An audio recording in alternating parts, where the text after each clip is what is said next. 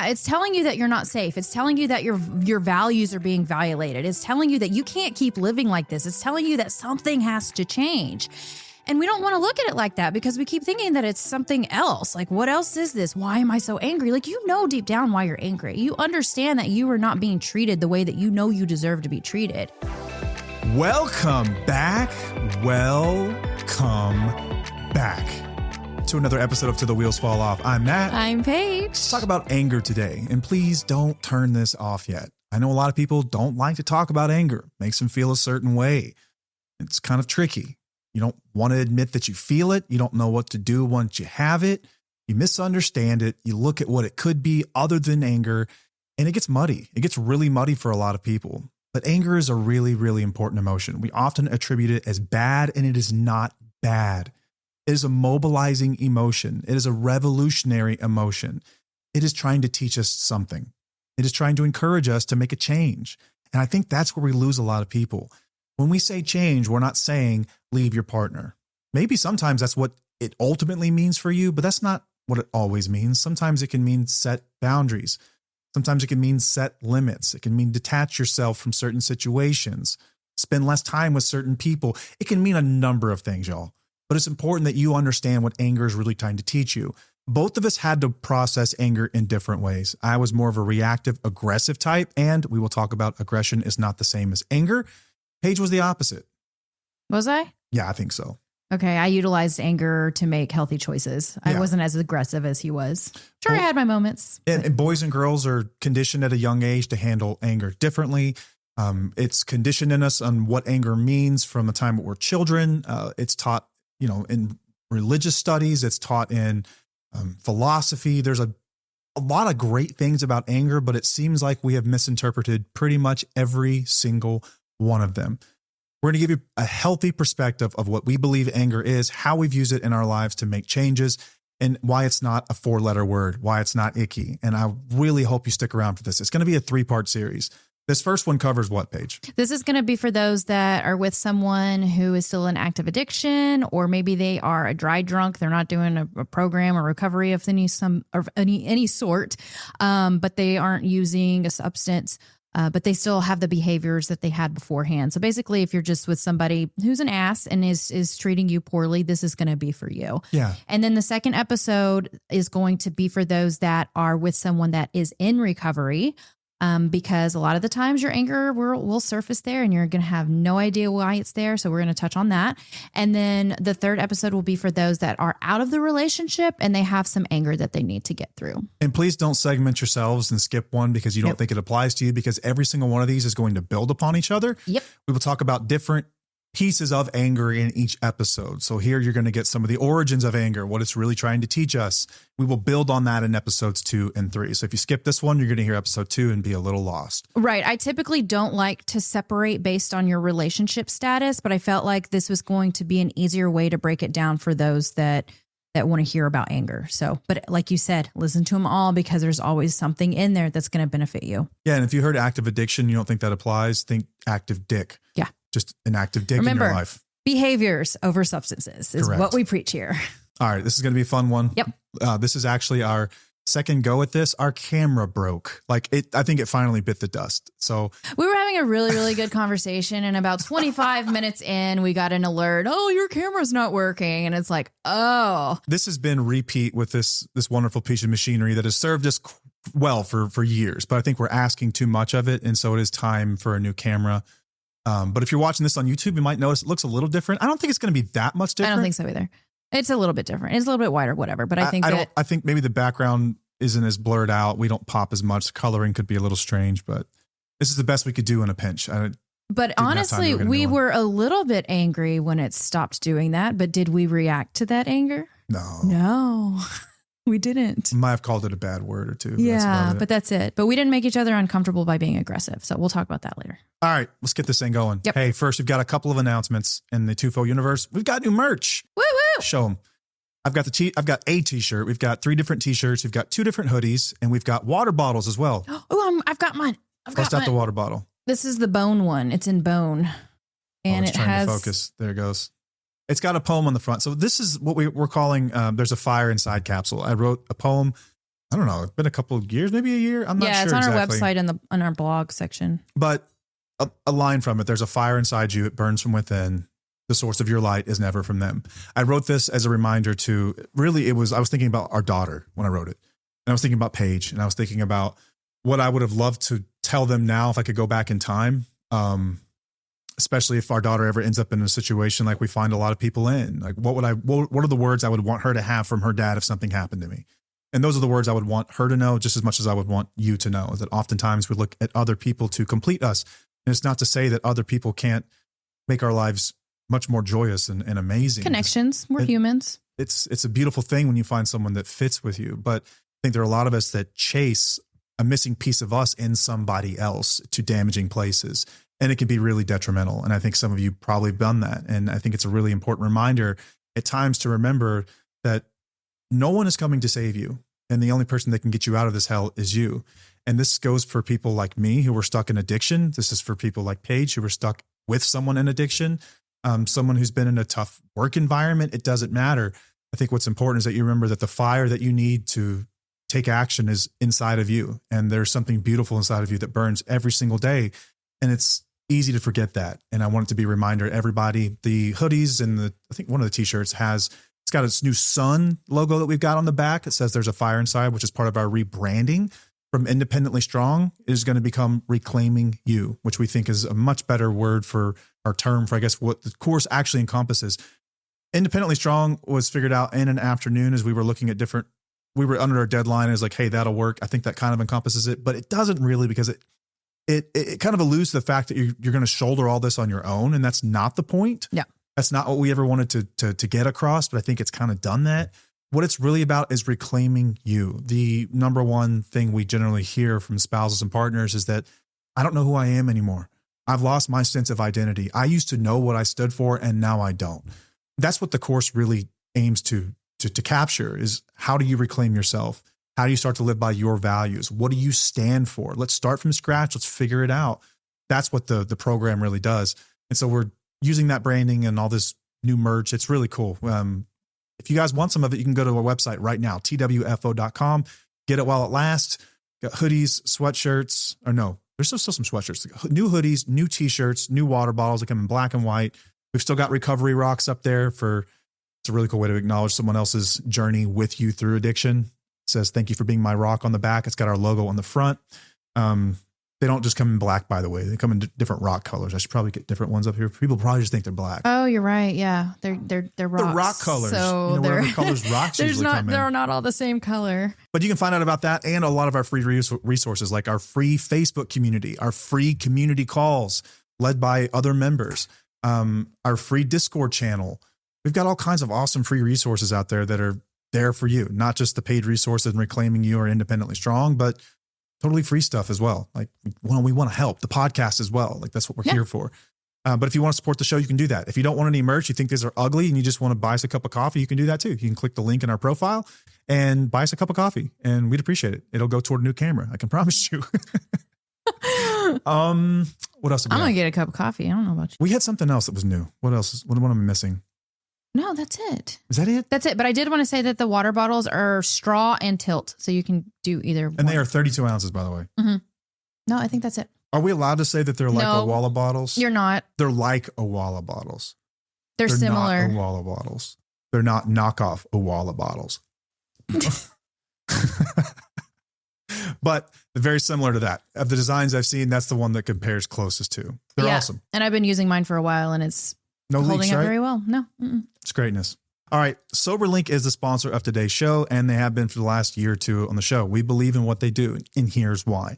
If you're someone like me and you're trying to prove sobriety, chances are your words have lost meaning because you've said it all. You've promised, you have sworn, you have, put up limits in your life to make sure that you can't get access to the stuff. And what usually happens is that you find yourself back to square one. That's just the nature of addiction. It's a bitch. It sucks. It's tough. I always ask people, okay, so what's going to be different this time? If you're as serious as you say you are, get a SoberLink. It does a couple of things. One, it's going to keep you from drinking. It's going to deter you from drinking because it sets up a network of people to get notified every time you use the device. So if you're going around saying, I'm really doing the deal, I'm about it, and then you have a craving and you know you have to use this thing in an hour, what do you think you're going to do? You're probably going to avoid it. You can white knuckle through those moments because you know that you've got people there who are going to see this. You can no longer hide in the dark. And the other side of that is it's going to give people a reason to support you. It's really tough to get sober in a vacuum. It's easier when you have support. So bring people in the circle that can support you. And they will let you know, dude, I'm proud of you. What is that, 3 months now? Like, let's go. This is awesome. It feels good. It feels good when you get rewarded for it, when you get some positive feedback for it, because it is really tough to do on your own. What else it does? This is the reason it's on our show, because this is a visibility tool. This is a transparency tool. It's a gift you give your loved ones. Paige was sick of asking me questions. She was sick of accusing me and being lied to. She didn't want to look for bottles anymore. She didn't want to go through any of that. None of it. So if you're sick of that whole rigmarole, give your loved ones the gift of visibility. Okay. No more arguments. No more fights about this. Remember, you signed up for this. This is a gift you give them. This takes a huge weight off their shoulders. They don't want to be the police for you. They don't want to patrol you. They don't want to baby you. They don't want to, they don't want to be responsible for your sobriety. They don't want to do any of that stuff. So take it out of their hands. Let SoberLink be the bad guy. They love to be the bad guy. They don't mind. And they're not the bad guy. They're just interested in providing data. That's all they want to do. They just want to provide the best data possible. It is court admissible in all 50 states and in Canada. If you're on the other side of a relationship and you're just trying to keep your kids safe, you can get these things written in your custody agreements, and you can always trust the person that's using the device is the person that's supposed to be using the device because it has military grade facial recognition. Facial recognition technology. Holy hell. It is tamper proof. They get alerts if you've tried to open this thing up and screw with it in any way. It is awesome. For the longest time, it was really expensive to get into one of these devices because there was an upfront cost for the actual device, and then there was a monthly plan cost, kind of like a cell phone deal. Now they've changed it. You can now rent these things. When you sign up for a 1-year plan, you can rent one for as little as $19 a month. Get started today for $19 a month. Now, you still have that monthly plan cost, but since you're an awesome listener of this show, SoberLink's going to help you with that. They're going to send you a $100 gift card that you can use toward the purchase of anything. It's Christmas time. If you want to use it on Christmas presents, do that. Bills, do that. Tufo merch, do that. If you want to use it toward that monthly plan cost, whatever. They're going to help you decrease the cost of that plan, especially over the course of that first year. Just go to soberlink.com/wheels to find out more. If this is something like you think you might be interested in, make sure you use our link, soberlink.com/wheels. And now I'm done stuttering. Let's get on to the episode. So this topic I've wanted to discuss for a while. I feel like we've talked about it before on episodes, like little bits. I've had some Paige's perspectives. We've kind of like trickled in some tips and how anger is an aggression and all this stuff. But like, I really wanted to dig deep into this because I see a lot of people who are struggling with anger.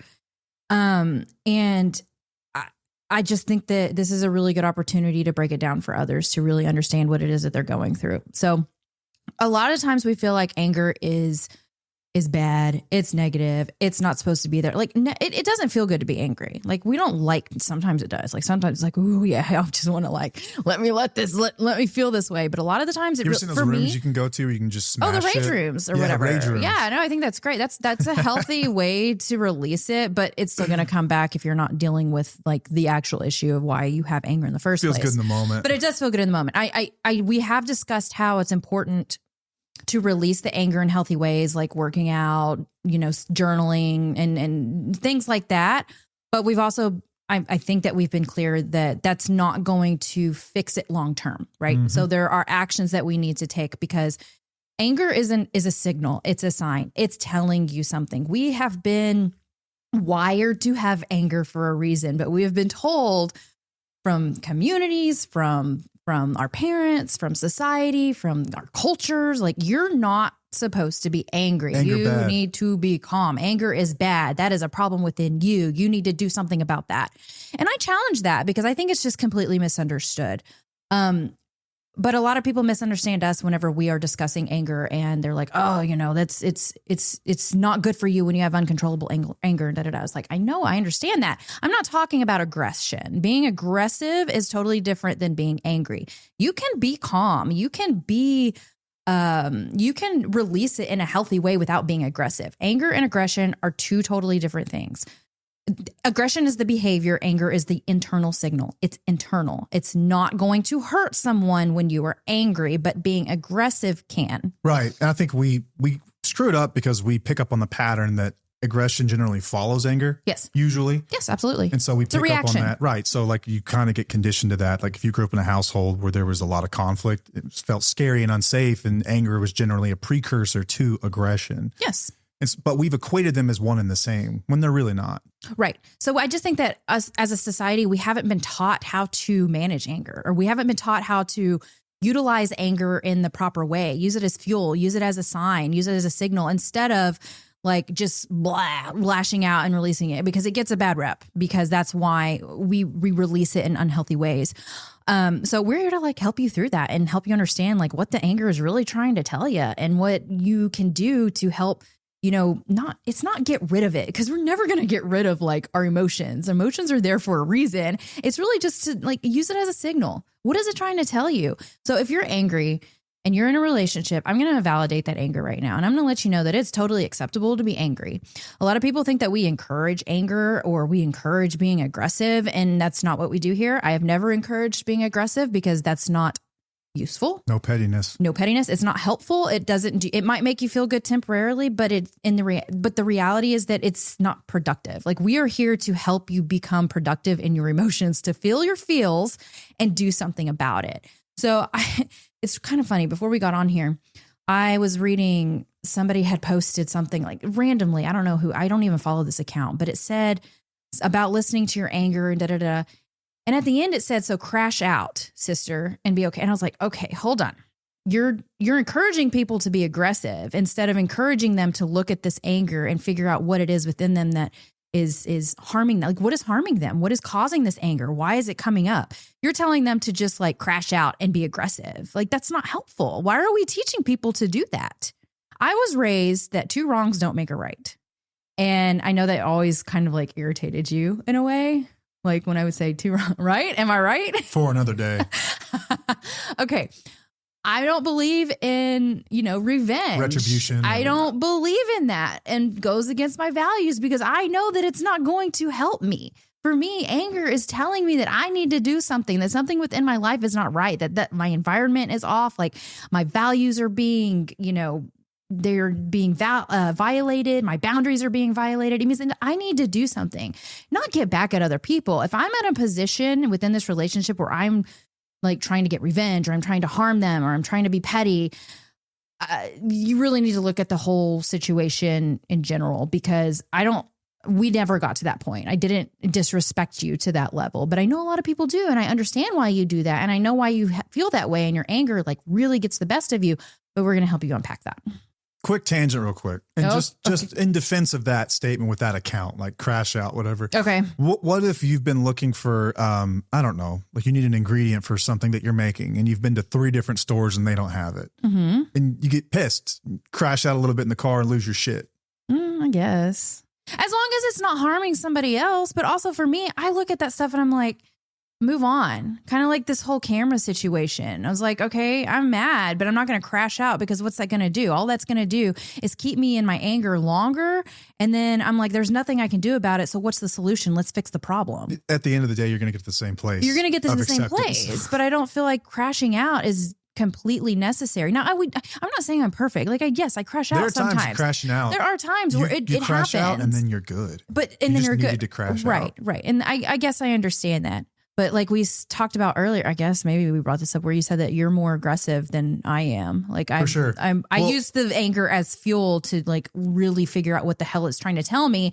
And you get angry and you're like, bah! It's just more aggressive. And that's how that's just how we process it differently. But I don't know. I think the problem with any kind of statement on social media like that is that people are going to hear that and apply it to their life, depending on where they're at and what's going on with them.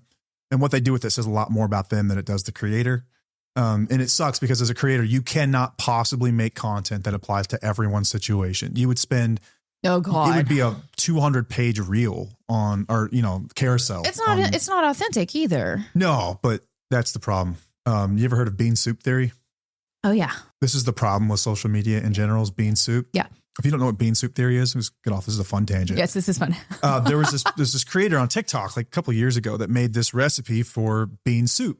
she was talking about, I think she was. It had like 7 different beans in it. It was like a soup. A bunch of different beans. And it was like, it's good for iron. It was good for like when you're menstruating. And it, like, she was just like, this is her bean soup recipe. It makes you pretty gassy too. I'm sure. And lots of fiber. People started commenting, what if you don't like beans? What do you do if you don't have those beans? And this is the problem with social media. That is such an encompassing way of like this hyper individualistic, what about meism that kind of rules social media now, where people, if it pops up on their screen, they expect it to be perfectly suited for them and their unique situation right in that moment. And it drives creators like us nuts because it's like, what about the fucking beans? If you don't like beans, go scroll on. Keep focused. It's Why obviously not meant for you, you know? But like, that's the problem with stuff. What can I substitute for beans? Like, what? This is a bean soup. Move on. Yeah, go find some chicken soup. I don't know. Go find something else. That's like, why the are we problem. doing this? We'll get questions like this all the time. Well, what about this? What about that? Right. Video wasn't about that. It was about this other thing. And I understand that you're curious, but like, Google's a thing too. Right. Just saying. But anyway, I think that there's some valid crash outs out there. That's my crash out for the day. Okay. Well, anyway, a lot of the times we feel like anger, when we're angry at somebody, we think that if we yell at them, or if we communicate differently, or we tell them how we feel or whatnot, that they're going to change their ways and they're going to hear us and they're going to be better, or they're going to step up or whatnot. And the reality is anger is not there to change other people. You can change people. You can't change people, but you can change people. You've heard that before, right? Mm-hmm. Which means like you can change your surroundings, but you don't change the actual person. Right. So this is more of like, you can be angry at them all you want, but what are you going to do with that anger? It's more of like what you can do about it instead of trying to get them to change because you're angry. Now, in a healthy relationship, if I brought something up to you that, angered me, like that really upset me, I would come up to you in like a calm way, in a calm manner, and we would have a discussion about it. And you would possibly say, okay, I hear you. I'll try to do better, right? Vice versa. You came to me, like that made me angry. What can I do about it? Let's figure it out. But these are not balanced, healthy relationships. Why are you looking at me like that? Is that not how this goes? Not do that. If I came to you and said you did something that made me angry. Oh, we'd have a conversation about it for sure. This way, it would go rather well. This way, not so much. Like what? What do I do that makes you angry? If I address anything that makes me upset that you've done, you lose your shit first. After some time, you'll be like, yeah, you know what? You're right. Okay, that's true. I do lose my shit at first. Or I'll avoid. I don't necessarily like lose my shit. Sometimes I'll just avoid it, or I'll go internal and I'll be like, oh shit. Your relationship with anger is really interesting to me. Okay. Because on one hand, like it's very controlled and you're really, really good with it. I think you kind of had to learn this in the process of being with me. I think you really had to look at things from 30,000 feet and like and you just simplify it. Quite a bit. Absolutely. But when it comes to you getting angry, when it comes to like our relationship and some of the more intricacies of having a relationship with somebody, like you've got a lot of like critical feedback wounds that go back years, long before you ever met me. Yeah. And if I bring up anything like, hey, you could have done XYZ better, it like instant anger. That's not how you bring it up. And a crash. It's not how you bring it up. And aggression. Whatever it is. But it's like, it's crazy. It's funny. Okay. It's interesting how you can be so wise with it on the more important things. And then on the more personal stuff, it's just like, I don't know, it all falls apart. I'm dealing with that wound, by the way. That's something I know you are. That is something I've been working on. I know. So thanks for bringing that up. Yeah. I appreciate that. Motherfucker. All right. Sorry. Derailed again. Okay. Anyway, so basically we're just trying to tell you that anger is a signal. It's something that you need to listen to. It's not, anger is the internal sign. Aggression would be how you react. That's the behavior. And what we can do is we can control our aggression. We don't necessarily control the anger. Like we can control how we react to the anger. Yeah.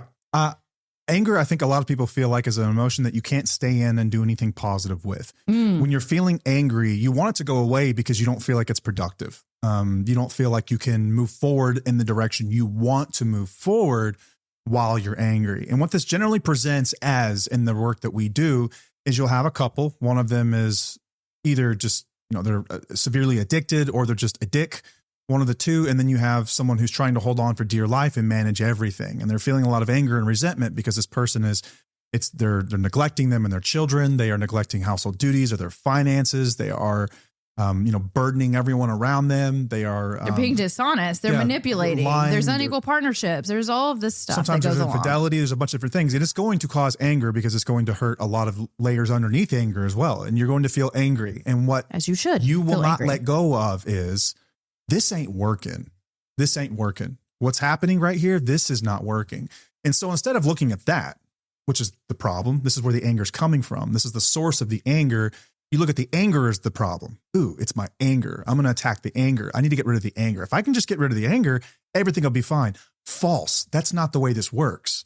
If you can get rid of the anger, you've successfully accomplished gaslighting yourselves. Congratulations. I don't know what to tell you. I wouldn't be proud of that. But that's basically what people want. They think that anger is something they need to move past. They think it's the problem. And listen, there is such a thing as resentment and anger long after a situation has passed, and you can do one of two things.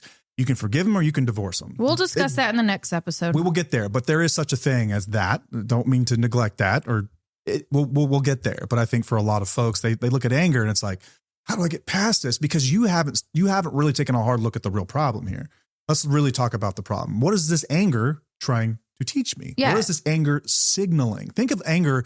It's a fire alarm, right? This is your amygdala in your brain's telling you, danger, Will Robinson, something is wrong. Something is up. Pay attention. Look at that. No, don't look over there. Look here. Let's figure out what's going on. What needs to change? Remember, it mobilizes you, which means it's supposed to spring you into action. It is supposed to make you recognize things. It is a revolutionary emotion. And think about the power of that. Revolutionary, driving change, like big changes in your life. It's fuel. Anger is not trying to make you get rid of it. It's trying to make you get rid of the thing that is causing the danger signal. Right. That's what it's trying to do. That's where we run into trouble because it's so painful to look at the real systemic issues in the relationship to figure out what's driving that. Yeah, it's telling you that you're not safe. It's telling you that your values are being violated. It's telling you that you can't keep living like this. It's telling you that something has to change. And we don't want to look at it like that because we keep thinking that it's something else. Like, what else is this? Why am I so angry? Like, you know deep down why you're angry. You understand that you are not being treated the way that you know you deserve to be treated. You're supposed to be angry. You're meant to be angry. Listen to that anger. Do not stuff it down. Do not shove it down because, as we've said before, emotions buried alive never die. Because my anger didn't start coming out until many years after he got sober into recovery. And again, we'll talk about that in the next episode. But I think that if you address your anger now and see what it is and why you're having it, you're going to be way better off because it's part of the healing process. It's part of going through whatever life in general. And the longer you stuff it down, the harder it's going to be. So we're releasing this during the holiday season. And a lot of people want to, put these feelings aside, but I'm going to tell you that they're probably amplified right now. And you may not understand why they're amplified, or you do know. Typically it's because you're holding everything together. You are, you're carrying the weight of everything. Holy There's shit. so much going on, like school parties, pictures, family gatherings, cooking, baking, getting gifts, just all the things that go along with it. And you may not have a partner who's going to be there to help you. I will say that if you are out of the relationship, it actually seems to be easier because then you know that like you've got this and you can do it on your own. But if you're still in the relationship and someone's just sitting on their ass doing nothing, there's going to be resentment that's being built up because they're not doing anything about it. Workload is equal, but it just feels worse. Yeah, but they're not doing anything. So you're supposed to be angry. Who wouldn't be angry in something like this? So your anger is not the problem. It's not the problem at all. Not taking action because of your anger is going to become the problem. And what your environment is, what you're dealing with in your environment is what the problem is. Right. Last words on the kind of the old, like origins, like cultural anyway, of why anger is considered a bad thing. Now, so anger is not a bad thing. It's a word we've given an emotion. One of 1,000 different emotions a human can have. Anger is one of them. It is not good or bad. It is just an emotion. In fact, I would argue it's probably a good thing.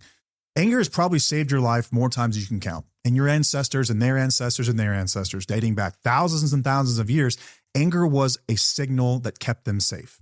It is a signal not just for physical safety, but also emotional and tribal safety as you're around people that may not agree with your values. It could be a danger to your belief system, whatever it might be. But at some point, we decided that anger was inconvenient for the rest of us. and that we decided that being nice should be the golden rule. That should be what we do. We just be nice all the time. And this, I've got a bunch of notes here. So, and women and men are taught things differently. Like men are often taught to man up, get over anger, which leads to aggression. Some of this is biological, males, testosterone, these things. A lot of it's also conditioning. Women have their own version of this where you're taught to suppress your anger. Doesn't mean you don't have it. You're just taught to believe that it doesn't exist or that it should go away. And I think this is where a lot of this shows up. A lot of our listeners are female, not all of them, but a lot of them are. And so when this kind of stuff pops up, they automatically think that I shouldn't be angry. I have to get rid of this anger. And part of that's conditioning that you've been taught most of your life. You shouldn't be angry. No one likes an angry woman, right? Think about like you can go back to drug ads back in the 50s and 60s. There were overloaded women working in the homes. And what did? They drugged them up. They gave them Valium. You know, like what was that one? I would think it was Valium. It was diazepam. Yes, it was like a housewife's best friend or something. It's like what the ad said. Like, let's not consider the fact she's overloaded and she's overfunctioning. Let's just give her drugs. Do things like that. Like you can look at some of the biblical roots of anger and where some of this stuff's come from. Like Proverbs, a gentle answer turns away wrath. In James, everyone should be slow to anger. Ephesians, in your anger, do not sin. These verses actually teach moderation, which is what most things do. There's so much good information on anger, but in our society that tends to look at things in a binary fashion, we have decided upon anger bad, being nice good. And that's as far as we ever took it. Okay, but you can be angry and kind at the same time. Yes. And I think that's where people get it really confused. That's what all of this stuff actually teaches, but that's not how we consume content anymore because no one reads anymore. We take stuff in short form content. Oh, so bad for us, quotes by the way. That sometimes are just not even real quotes. Right. We take things out of context, whatever it might be, like the Stoics. A lot of people misinterpret the Stoics as just like not feeling anger, like just be happy. That's not true at all. Like Seneca, Epictetus, and Marcus Aurelius all wrote about how to process anger and how not to let anger drive rage. Right. They talked about like the middle ground between these things. There's also therapeutic misconceptions. Think about, you ever seen that movie Anger Management? Yep. One of my favorites. I love Adam Sandler. Yes, Cruz. We say that in our house all the time. It's anger management. It's why would you need to manage your anger? Why is it called anger management? It should be aggression management, rage management, whatever it might be. Right. The Instead behavior. of something is hurting you and needs addressing management, which is what it really is at the end of the day. But we have given anger, we've kind of slapped it with this like stepchild name that gives people this illusion that this is a bad thing. Right.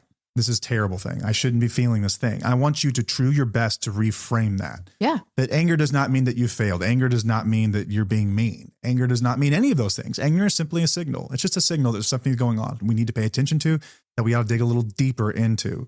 So when you're asking, how do I move past my anger? You're asking the wrong question. Yeah. Rant good. over. Thank you. Yeah. Okay. So I'm going to shift just a little bit because there's something that I have seen a lot where people, they wait so much for their partner to take accountability, to be honest, to be responsible, to have empathy, to repair, to have stable behavior, to follow through, to own the harm. Okay. You're angry. And then you have this waiting period of just like, when are they going to get their shit together and take accountability? And that can keep you stuck for a long time. And that's almost a way of like trying to control them into getting them to do what you need them to do. But the reality is when they're in active addiction or when they are dry drunk or whatnot, they're not capable of giving you that accountability. They're not capable of being honest with you. They're not capable of having that empathy that you're looking for. And I think that that's something that you have to accept. And it doesn't mean that you can't just like try to, what I'm trying to say here is that your anger is valid, but you can't use it to get them to take accountability. Right. Yeah. It's born out of what you would do in their shoes and the frustration that they can't see the simplest effing thing in the entire world. Yep. Yeah. Like you're waiting for this closure. You're waiting for them to do this. And that's going to build up that anger long term because you're still putting it on them to make sure that you're going to feel better about whatever it is that is going on with your relationship. But we have to accept the fact that they're not there and they may not ever be there. You're looking for that closure. And I'll tell you this now, that even if they do those things, that anger is still going to be there if you don't process it. Yeah, you can't really outsource your healing onto somebody else like that and expect anything good to happen. You could get lucky. Unlikely, I would say, that you get lucky, that if you outsource every bit of, listen, if you just did X, Y, Z, my life would be perfect. I know a lot of people in addiction that think this way too, Right? This is kind of the crux of a lot of our problems. If you just did things my way, everything would be okay. That's not true. You think that's the case, but it's generally not. There's a lot of things that have been violated underneath the surface that are going to affect you from years and years and years from now that you're not even realizing yet. And you're right. You cannot outsource your anger subsiding onto someone else doing the right thing. One, you're probably going to be rather disappointed when they don't do it. Yep. That's just common. Most people are going to disappoint you in that regard. Some won't, most do. And two, I think that you're delaying action. You can fix this now if you wanted to. It's going to be painful, but choose your pain. You want long-term suffering? You guarantee that by outsourcing it, or do you want more short-term acute suffering and more long-term happiness? That's kind of the toss-up you make. Yeah. That's a hard one. It's a trade-off. Yeah, absolutely. It's like Thomas Sowell said, there's no such thing as decisions in life, only trade-offs. Yeah. Yeah. And the anger is going to keep building because all the stuff that is making you angry, it's not usually just one thing. It's all the things that we discussed earlier about the unequal partnership, the dishonesty, the manipulation, all the things that go along, all the behaviors that go against your values. If it's going to continue to keep happening, your anger is going to intensify because the lies are going to continue to repeat. The chaos is going to continue to happen. The broken promises are still going to happen. The harmful behavior towards you, it's going to continue happening. So your anger is just going to get amplified over. It's going to get up and up and up and up until you decide to do something about it. Yeah. And that sucks. That sucks. It does. It does. But it's like, let's just sit there for a moment. That sucks. It does. That's the part where everyone kind of goes, ugh. Okay, but I want to shift your perspective on this, though. I know that it sucks, but that's when you realize that your anger is actually like clarity. It's not a bad thing. It's not a weakness. It's actually, it's clarity. It's something that's showing you that, ooh, okay, something needs to be done. And I do have the power to do something about this. I just have to, push forward to do something about it instead of waiting around for somebody else to fix it for me. Like, and that's scary and that's hard, but also I'm all about shifting perspectives into a more like empowering way instead of sitting in it and like, oh yeah, this sucks. Yeah, it does suck. And I'm going to validate that, but I'm also going to help you shift your perspective on it. Like, you know what? Maybe it doesn't suck. Maybe this is just me opening my eyes to something and having a wake up call on something that is going to help me actually live the life that I want to live, instead of just like, oh, well. And that's the wisdom piece of it. We've talked about like the path. Peterson talked about the path from being naive to being cynical to being wise. Mm-hmm. And this is sort of like a wisdom concept. Yeah. In the beginning, you're going to be naive, and that's when the stuff will probably hurt the most. It will feel the most justified whenever you're cynical, but it will make the most sense when you've reached wisdom, when you know what to do with it. Yeah. And that's a cool place to be, but you can't get there until you go through all the other You got to go through the other pieces. Which kind of sucks. So some of you have heard this and you feel like you just had your world crushed because you're naive. And I don't mean that in a bad way. I just mean simply in the definition of the word naive. You don't know. Right. Naive is not a bad word. Some of you are very cynical and you're going to be like, yeah, F them. I should be angry. And that's all you're going to hear. And there will be some number of you that move from that to wisdom where you understand, oh, it's trying to teach me something. It's not something to be used against people or myself. This is something that's trying to signal me to take action. Yeah. It's telling you that you can't keep carrying all of this alone, that you're not safe in this situation, that sometimes anger is telling you that you are abandoning yourself because you're still so focused on what they're doing that you are not taking care of what you need to take care of within yourself, to make sure that you're living by your values. It's telling you that your values are being violated.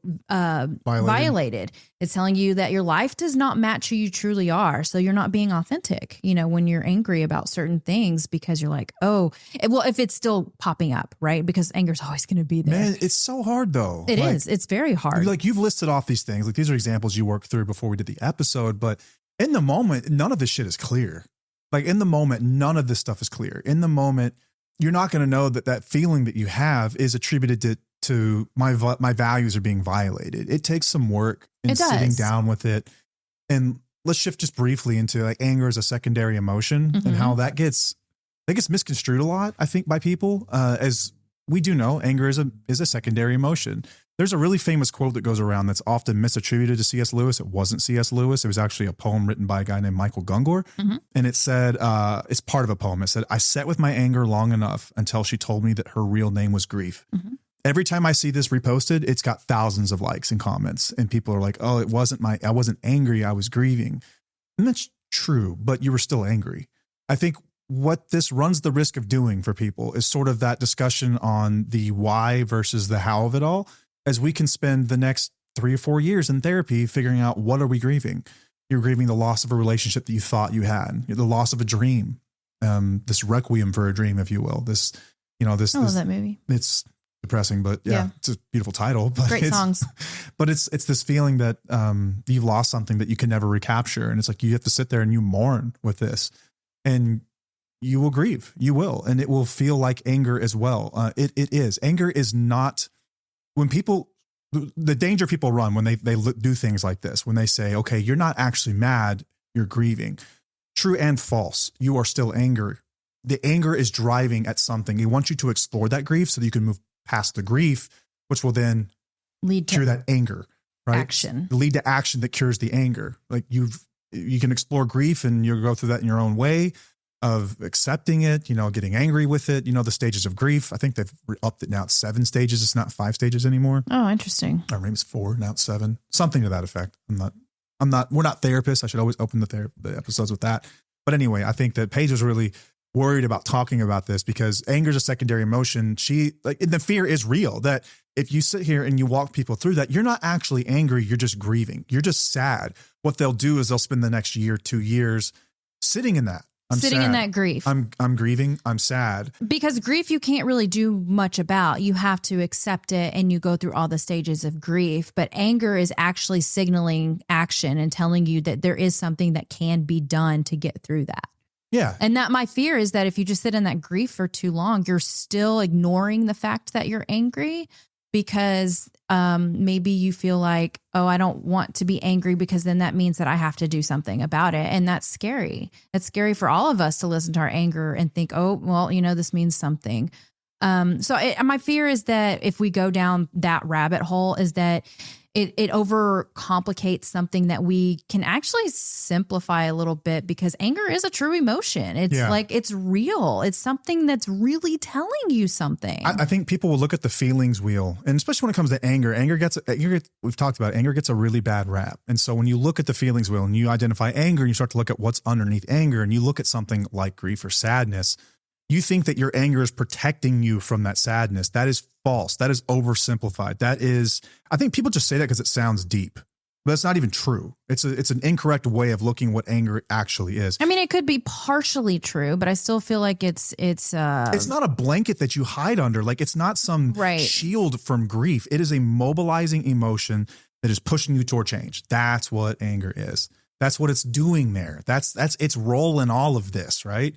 All emotions have a purpose of some kind. Grief is, it's complex. There's a lot of reasons that we grieve, There's a lot of reasons that we're angry. It is, I think people will look at anger and they want to swap one for the other rather than look at them as an encompassing sort of multifaceted emotional state where you can be angry and you can be grieving and you can be sad and you can be harmed and you can do all these things at the same time. But we think anger needs to be removed for some reason. Mm-hmm. And if I remove the anger, then I can just grieve. It's like you can do more than one thing at a time. You can multitask these emotions. Absolutely. Anger is just, remember, it's the signal that is trying to immobilize you and drive you towards something. So like I think that quote, oftentimes people misinterpret it as saying your anger is fake. You're actually just sad. And that's not what it's saying at all. It's saying if you sit with anger long enough, sometimes that you'll discover that it's more than just anger. And there's grief and sadness and a lot of other things underneath it. True. But it's trying to drive you toward change. It's trying to drive you towards something. It's not replacing the anger. Anger is literally trying to save you. That's what I was saying earlier. It's literally trying to save you. Yeah. So I don't want people to think that anger is like less valid just because there's something else underneath it. It's not true. It's just a really uncomfortable place to be. And no one likes to admit that they're angry. I think that's another tough one. Like we think of it as such a bad thing that when you say I'm angry, it's like, we're scared of the repercussions that come with that sometimes as well. It's true. We're scared of how someone might take that. And that's just going back to conditioning and all the other things you discussed earlier. Yeah. But again, it's the way that you release your anger that's going to be appropriate and how you're going to learn from that. Yeah. I would hate for people to take the exit off the highway of let's go explore. Let's go get rid of my anger by exploring this other thing because I'm not angry. Yes, you are. And it's okay. Yeah. It's totally fine. Yeah. Man. It's okay to be angry. I would be worried if you weren't. Yeah, same. So I want to talk about what anger actually needs from us. Like, what does it need from you? What is it asking? What is it asking you? So it's helping it wants you to gain clarity about what is unacceptable within your life. Because a lot of the times we don't recognize what is unacceptable within our lives. Like we think we know, but we really don't know, especially when you're in it, right? Yeah. Because it's going there. You're so confused going up and down. There's not much clarity to be gained while you're in it. But you need to be able to try to gain that clarity of what is unacceptable within your life, because that's going to try and help you realize like where your anger is coming from. Taking space between you and all of the chaos and the issues that are going on. That's kind of what the anger is asking you to do. Truth about what's really happening, support that centers you. You know, like our community is a really good place to go whenever you have anger. It's like, I'm angry because there are people there who understand you, and we're going to help you understand you. It's about you. It's not about your partner. It's not about all that. It's about what you're going through and the way that you feel. And we understand why you're angry and why it's there. So support is very important whenever you are angry. Emotional safety, it's looking for that. And we all know that in these relationships, you don't have emotional safety. It's not safe at all, actually. It's not safe for you. It's not safe for your kids. And that anger is trying to tell you that. Yeah. I equate my anger to wanting. Like there's something in me that is desiring. Mm-hmm. And that's literally what we've kind of been saying. Like it's your needs being neglected. Like if you're going to equate anger to pain, like the Buddhist perspective on this is that like all pain comes from wanting. It's the absence of not having something that you desire. And so like you can think of it in that sense. And it's like, I know when I feel angry, it's almost like there's something at the tip of my tongue and I can't quite get out. And it usually comes out in the worst sorts of ways. Like, you know, verbal lashings or bad words or rants or whatever it might be, but they all come back to this thing. It's like something has to change. I can't keep existing in this effing state. Yeah. Something's got to give. Okay. So I'm glad that you brought that up, because I want to talk about the difference between, or how you can move from destructive anger to constructive anger. So what's the difference? So destructive is going to be what we talk. This is aggressive, aggression. This bashing is shit, punching holes This is in yelling. walls. This is exploding. This is attacking. This is being petty. This is being bitter. This is, extra resentment. We'll talk about resentment another time. It's being passive aggressive. It's shutting down. It's that's not going to be helpful for you to do those things. That's just like how you want to react or how you want to respond. And yes, we have talked about reactive defense before. It used to be called reactive abuse. We have a whole episode on that. But I feel as though if you get to that point, then definitely something needs to change within your relationship, because you're not acting like who you want to act, how you want to be. You're not living by your values. You wouldn't give a friend that advice. It's been triggered out of you for some really deep reason. Right. So constructive anger is going to be like naming the truth, which a lot of us do live in denial for a long period of time. But when we're angry, we need to name it. We need to speak it. It needs to be out there. It's setting boundaries. We have a 3-episode series on setting boundaries. It's also within our program. It's taking space. It's, removing yourself from a situation for a little bit so that you can figure out what's going on. It's refusing to tolerate the dishonesty. It's supporting yourself. It's protecting your children. It's choosing alignment with your values. It's living authentically. It's living how you want to live. That's constructive anger. That's actually using that anger as fuel. It's doing things that are going to be productive. So let's little exercise for a moment. Let's say that you are put back into a place where you were with me, during that time. Yeah. Like I know that you felt anger. Yes. More times than I can probably count. Times I didn't even recognize it and you were angry. Right. How did you deal with it in the moment? Because in the moment, it is so powerful. The only thing you feel like you can do to quell that feeling, that desire, to lash out, right. Or yell, or to let you know, because I wanted to let you know that I was hurting and how I was feeling. But a lot of the times I feel like you've said this before, that I had more of like the disappointment reaction than I did like the super aggressive reaction. It's like, son, I'm disappointed. I'm not mad. I'm just disappointed. Yeah. It was more of like, Which is worse. I was more sad. In my anger, I would throw things. I would, I stomped away. Like that was part of my part too. Like I would go away. I would avoid it, tried to avoid it. I would let you know how I felt, but I know that it wasn't going to do anything. So you get to a point where you're like, all right, this isn't working. So now I need to recognize how being reactive is not going to help the situation. So I need to figure out what needs to be done. So what I did, that's when I was starting to change in my mind, or start to like plan in my mind what life would look like That's without you. what I was about to ask you. How many times do you think it took? But people are always confused on timelines with us, and it's kind of hard to go back and because we weren't recording it at the time. How many times do you think it took for us to have these episodes where it's, I do something really stupid, you get angry, you lash out, and then you get quiet and process and you think? It's like each time you turn another page in that book and you stack another little card. Right. It's like, okay, so you were in active addiction for 10-ish years. We were still young, but you were a closet addict, and there were some behaviors that were just immature behaviors. So, and I would lash out sometimes, but not all the time. Somebody recently asked me how long the chaos like really was, and I said it was only 18 months. Yeah, a year and a half. Yes, about a year and a half of me really feeling angry and trying to figure out what I was going to do and how I was going to live without you, and detaching and all those things.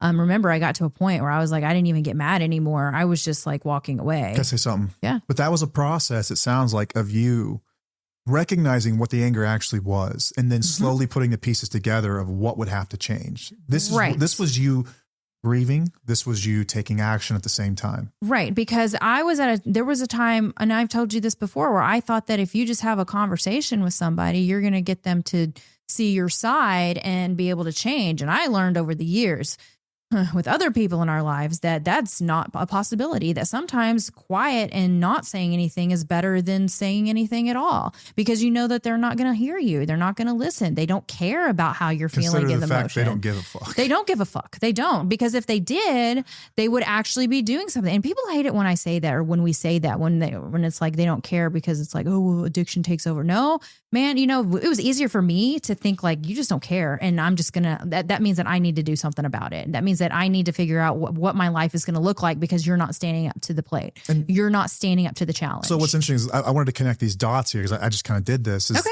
You're talking about this, like this process of like being constructive with anger rather than destructive anger. Do something constructive with it.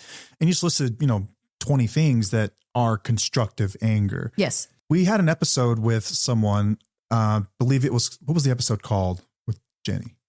I cannot remember. It was, oh my gosh.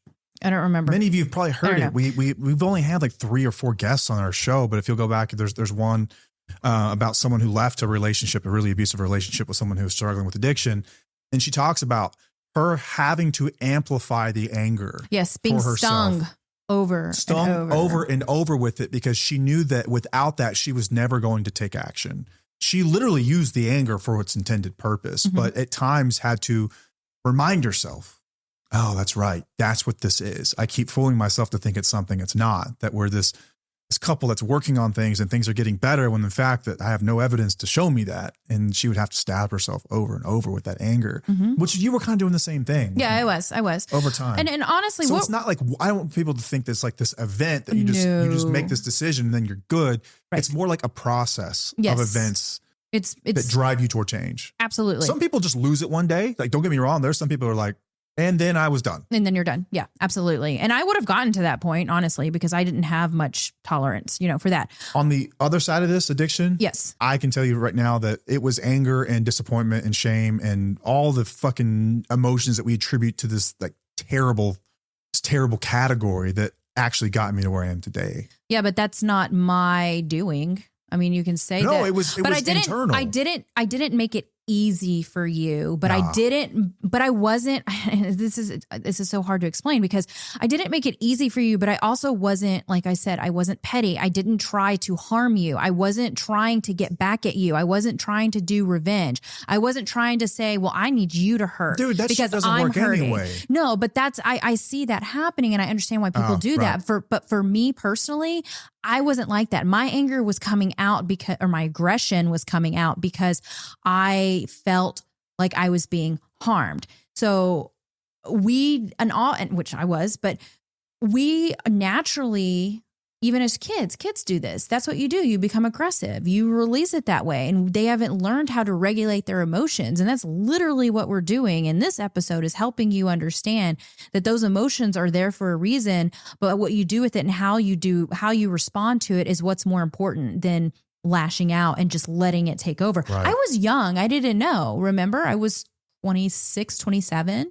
And I was still pretty immature. So yeah, I'm going to lash out, or I'm going to, I'm going to yell, and I'm going to be aggressive or whatnot. So it's taken me a long time to really understand that anger there's a way to release it in healthy ways. And then there's a way to release it in unhealthy ways. Yeah. You almost need to approach it like a friend, like throw your arm around it and say, all right, what are you trying to tell me? What are we trying to talk about here? Yeah. Let's get to the bottom of this. Let's figure this out. What's next? Yeah. Okay, so I want to get into just some tips to kind of help you through this stage of anger. Be fun. We're going to actually get you through actionable advice. Yes. So we want to step out of the reaction mode, and that's what we talk about with being aggressive. Is that you typically react to things, but we do have the power to not react to things, but we don't give ourselves enough credit because we always excuse being overwhelmed or angry or someone harmed me, and that's why I lashed out at you. But in reality, we are responsible for our own behaviors and how we respond to things. So let's say that somebody comes home, they're messed up, you're pissed, they get home late, they may be a jackass or whatnot, and you really, really want to get angry. I would say to remove yourself from that for a while instead of lashing out at them. Yeah, it's said that the more unpredictable your environment or the person in your life is, the more predictable you need to become with your own responses. And this is the way of controlling your environment in a healthy way. It's not controlling them, it's controlling your responses. And it's literally the only thing you can do in those moments. Mm-hmm. The more unpredictable they are, the more predictable you need to become for yourself. If that makes sense. Yeah. And this is just emotional maturity as well. We need to learn how to be mature with our emotions. And it's really hard when you're in this situation. Don't get me wrong. I completely understand why we react the way we react, but that's why we're here to help you understand how you can gain more clarity by not reacting in the way that you typically do. Because what I would do is I would react, and then I would completely lose my mind, because that gave him fuel to gaslight me, to manipulate, to lie. And I'm not saying that was me causing him to do that, but it would make me feel like, oh my gosh, I've completely lost my mind because I don't have any clarity anymore and I don't know what's going on.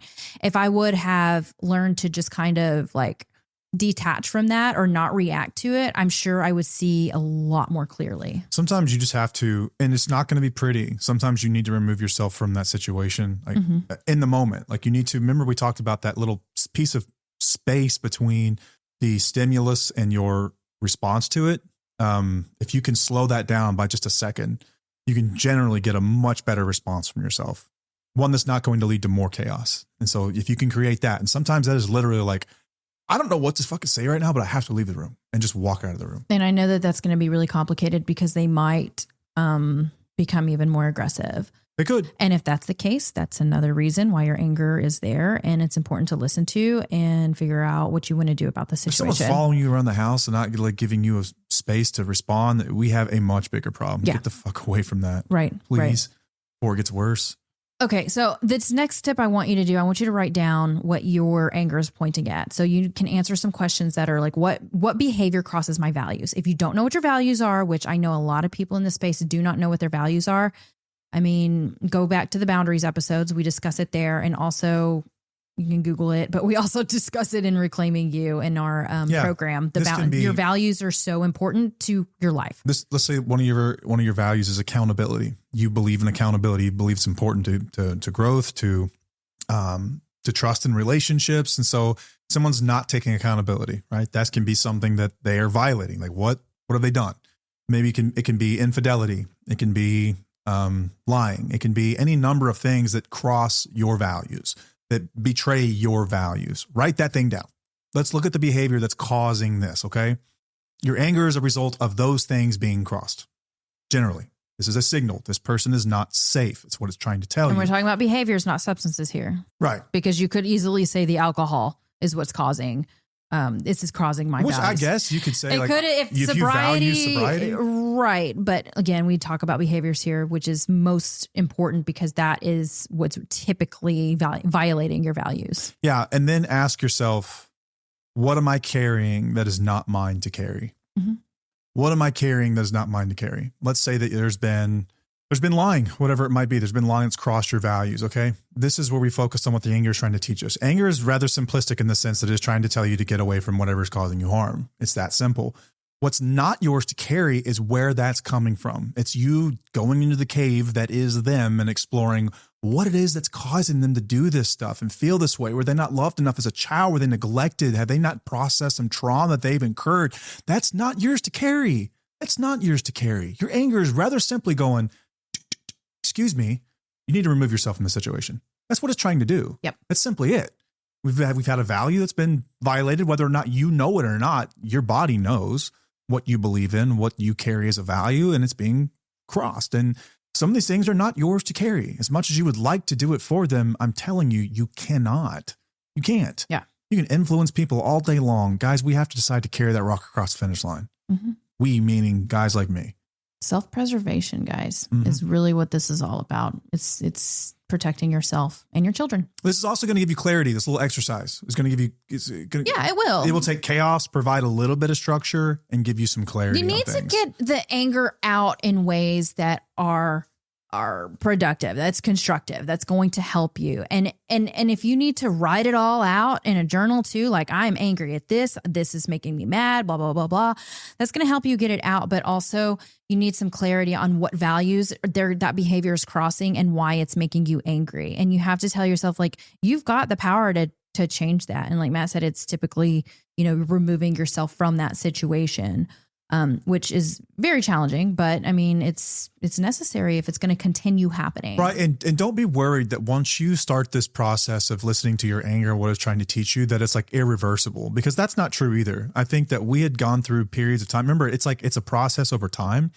We've gone through periods where like looked like we were headed for divorce, and then things would get better. And we allowed ourselves to get back into the relationship again, as safety dictated and behaviors changed and things like that. So it's not like some irreversible thing. I think a lot of people fear too, that once they acknowledge their anger, that they're going to do something they can't undo. And that's not true either. I don't want people to think that. It's just going to give you clarity, if anything at all. Yeah. It's going to make you better, more well-rounded, more understanding of your own emotions and internal state. And that's a beautiful thing. Yep. Remember, emotions are just data. That's all they are. They're just data. It's just giving you data on what's going on in your environment. Those are your instincts telling you something. Yeah. All right, this next step is going to be set a boundary that you can actually keep. Start small with your boundaries. Like, I'm not going to argue with you when you're drinking. I'm not going to cover up for you with family or work. I'm going to take time away whenever I feel unsafe. And if you're thinking, well, if I do that, then they'll do X, Y, Z. I don't care what they do. If they start to throw a fit or they cause problems and throw a tantrum, that means that boundary should have been in place from the get-go, and they're not able to comprehend exactly why you're trying to keep yourself safe. Boundaries are work. Don't forget it. They're not fix-alls. No. And it's not about how they're going to react to it. It's about how, what you're going to do to protect yourself, no matter what they do or think or say. Right. And then you don't need, this next one is going to be stop waiting for the conversation that never happened. So this is about accountability. So you don't need their accountability in order to take care of yourself. You don't need their accountability in order to take this anger and listen to it and make some changes. You don't need their permission to protect yourself. That goes along with the boundaries too. Like you don't need their permission for any of that. This is about you. This is your life. Yeah, I think that people fear making the first move a lot of the times, right? Because it's risky, it's scary. You feel like you may be giving up too early. And if you listen to this anger signal, then you're going to make a decision that you'll regret. And so people think that they need the clarity and the closure almost of someone saying like, listen, I'm never going to change. It's never going to be that simple. Usually they're going to feed you some line of bullshit like I used to, which was, oh, I'll get better. I'll be a good man. I eventually did those things, but most people say that stuff and they still don't do it. Rarely will you get the courtesy, dare I say, of someone being like, listen, I'm never going to change. This will be me for the rest of my life. You better get used to it because I'm not doing anything different. It won't be that simple. Anger is encouraging you to take action in spite of knowing the outcome. Yeah. And that's scary. Right. It's really scary. It is, but it can be so empowering. Again, like shift your perspective on these things of like, yeah, it's scary, but you're capable of doing some Here's what's pretty interesting hard about that things. proposition is that you know what this looks like and you've already admitted that this sucks and you don't want to do this anymore. Yeah. So could it be worse? I mean, possibly, but Probably not. Oh, it might get worse before it gets better. We do have that shirt, but that's not a bad thing. Almost everything in life will tend to get worse before it gets better, but it will get better. Yep. Okay. So before you start like actually trying to take steps on like what you need to do with your relationship, you probably do need to regulate your nervous system for a second. We've talked about regulating your nervous system with journaling. Like that term. I know you don't. Deep breathing. I'm not a big fan of it either, but I think that I understand it. I've had like really dysregulated shit. But the thing is that you don't stop there. Like you do all these coping mechanisms that we tell you to do, which we've talked about, you know, the journaling, working out, the breathing, going to another room, calling a support person, doing grounding work, staying present, all those things. Great ways to get you started, but you can't stop there. That's not going to fix it. That's not going to coping. It's coping. Yes. But you might need to do that first before you start actually making decisions to see like what it is your anger is trying to tell you and what you need to do about it. Again, it's a process. Regulate yourself first and then get to that point. Mm-hmm. Just don't stop there. That's not going to fix it. That's not going to fix all of it at all. I actually did an episode on that a while back. And then this one is start shifting your focus to you instead of them, and use our Veer philosophy here. So validate your emotion. So if you're angry, tell yourself it's all right. It's here. There's a reason for it. Don't try to stuff it down. Listen to it. I'm rightfully angry. Yeah. And then educate yourself on what it means. Like, okay, ask those questions. What values are being broken? Why am I feeling angry? What am I carrying that I'm not responsible for? Right. All of that. And then empower yourself by taking action, which is whatever you feel like you need to do to make sure your life aligns with your values, and then recover by realigning with your identity and your values. The longest journey in recovery is this 14 to 16 inch distance between your brain and your heart. Oof. It is the longest journey in the entire world. It's connecting the two. It's the distance between the two at times. And that's what Veer does ultimately. It brings your mind and your heart into balance so that you can make decisions that align with what's best for you, not just what you're thinking or what you're feeling about the situation in the current moment. Yeah. Yep. All right. You want to close this out? Yeah. I hope that through this, you feel a little bit different about anger and you don't think it's the boogeyman anymore. Yeah. And that you're thinking of it in a different light, that you're seeing this as something like, oh, okay. So it's not necessarily bad. It's a wake up call. It's not great either. It's just another signal. It's another signal of mine, right? It's your body's fire alarm letting you know that there's an issue here. We need to pay attention to it. And that it's not something we should aim to get rid of without any work. I think that we would love to just wake up and not feel angry. But in order for that to happen, everything in your life would have to be operating pretty well. If you're angry, it means something's not. And so it's not as simple as you think. You're trying to get rid of a symptom, not the problem. You can treat symptoms all day long. It's like 70% of Americans on some kind of drug for a symptom of a bigger problem now. Oh, I looked this up recently and I don't remember the stats. I think it's something wild like that. I was like, whoa, this is a lot. We can treat symptoms all day long is what I'm saying. But at the end of the day, we've got to fix problems. If we're not going to fix problems, we're going to continue to think about the impossible solution of how do I fix the symptom without ever fixing the problem, which involves endless rumination and inaction and anger and resentment and health problems and all these things that follow, right? And that's not what we're here to do. We're not here to enable you to sit in your shit for the rest of your life. I hope that we piss you off sometimes. I hope that we challenge you sometimes. I hope that times you get irritated with us and you don't want to hear what we have to say, that means we're doing our job. Yep. This is the way that we learn this stuff, guys. I don't know another way to teach it. This is how we learned. If it were that simple, then more people would do it, but it's not. It's not simple, but it is easy, right? Don't overcomplicate it. As one of our guys that we follow says. It's not easier, but yeah. Yes. Yeah, don't overcomplicate things. Basically, don't overcomplicate it. We really don't have to. I hope that anger is not the boogeyman. I hope that anger.